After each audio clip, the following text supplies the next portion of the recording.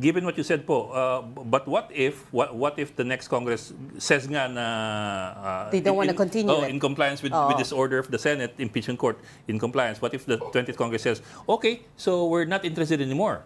Paano na mangyayari sa impeachment?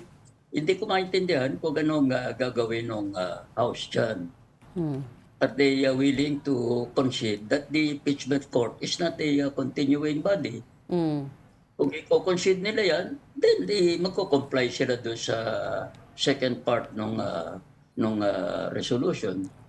But if they believe otherwise, if they believe that the impeachment court is a continuing body, they should raise that in a motion for reconsideration before the Senate impeachment court.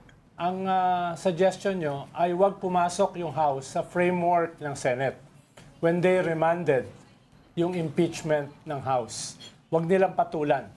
Yun yung sinasabi nyo, in sum.